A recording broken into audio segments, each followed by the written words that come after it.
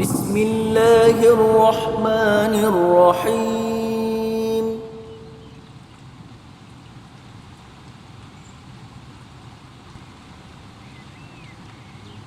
ثم إنكم أيها الضالون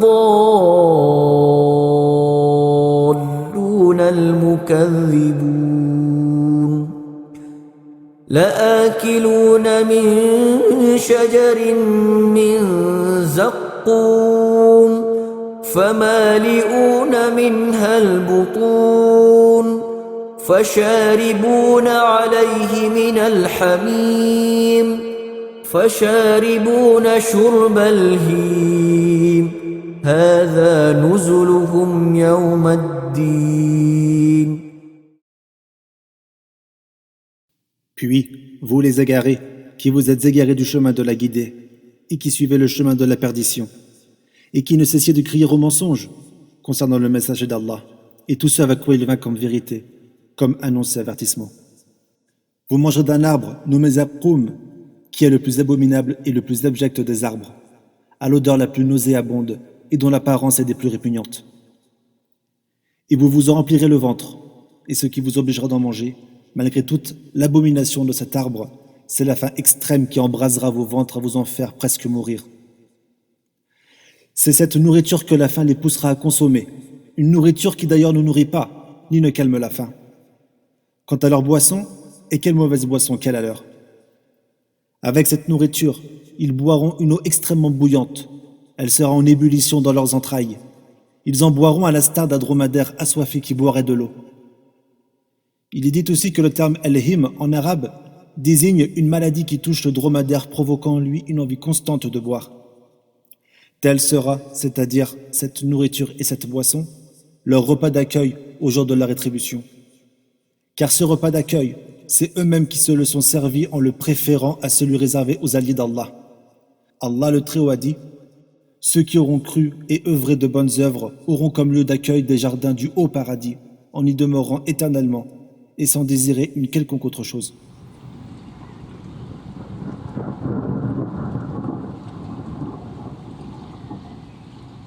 Chers frères et sœurs, après avoir entendu et pris connaissance du sens rapproché de ces versets, observons maintenant la manière dont les dromadaires boivent, pour que l'on puisse mieux se représenter l'image qu'Allah expose dans ce verset, que vous boirez comme des chameaux assoiffés, et que l'on médite sur la situation des gens de l'enfer.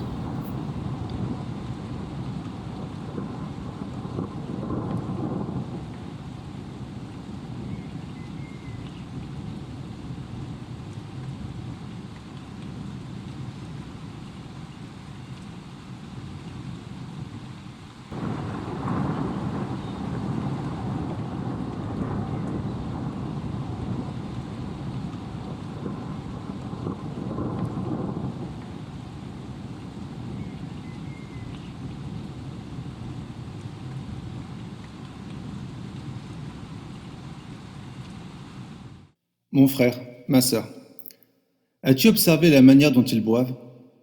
Maintenant médite la manière dont les gens du feu boiront cette eau extrêmement bouillante.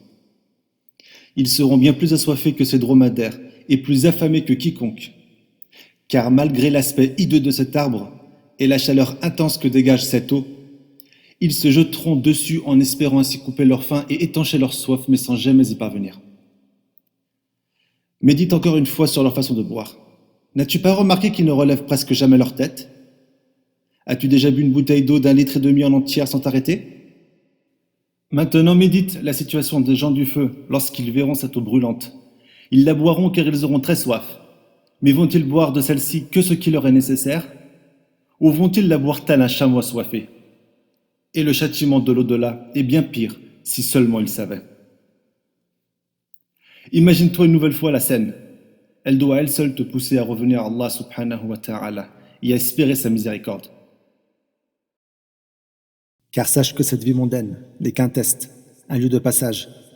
Prends garde à ne pas trébucher et que rien ne gâche ton voyage. Tu es là car celui qui nous a créés et qui perfectionna sa création ne nous a créés que pour une chose sublime, son adoration. Ne te laisse pas duper par les tromperies du shaitan, car il n'a pour les pieux aucun état d'âme. Prends garde à ne pas tomber dans les passions qui tôt ou tard te nuiront et ne glisse pas sur la vague des ambiguïtés, car sans science, elles te noieront. Sois donc certain, mon frère, et toi aussi, ma sœur, que tôt ou tard sonnera l'avènement de l'heure. Alors, œuvrons tous dès maintenant avant qu'il ne soit trop tard, car la mort est sans retour et après, c'est Nakir et Munkar. Celui qui aurait œuvré toute sa vie uniquement pour Allah, n'ayant jamais convoité les parures de cette vie d'ici-bas, c'est alors avec son nom sublime, celui du tout miséricordieux, qu'il te fera entrer dans le paradis où se trouvent des fruits délicieux. Quant à toi qui t'enorgueillis, il lui désobéit nuit et jour. Ne sais-tu pas que la géhenne est le pire lieu de séjour? Ouvre donc le livre d'Allah, lis et médite ces versets, qui évoquent celui d'effroi à nous en faire frissonner. Ne pense pas que ce jour n'est qu'une histoire ancienne, mais bien un jour imminent, bâti sur des preuves claires et certaines. Sache que la marchandise d'Allah est extrêmement chère et qu'elle ne se gagne pas les bras croisés, assis à ne rien faire. Mais ce n'est qu'avec les œuvres et une ferme détermination que l'on pourra tous espérer arriver à destination. Sois avec Allah, ô mon frère, ma sœur, et uniquement avec lui, avec celui qui se passe de toutes choses, alors que toute chose a besoin de lui. Ô Allah, préserve-nous de l'enfer, car le châtiment y est si douloureux que nul ne peut nous en préserver si ce n'est toi, le tout miséricordieux. Accorde-nous ton pardon, toi qui es si bienveillant, doux et magnanime. Accorde-nous la joie de pleurer et d'œuvrer pour toi qui es sublime. Ô Allah, ne tiens pas compte de nos manquements et de nos erreurs passées, car nous sommes tous des êtres faibles qui ont besoin d'être pardonnés.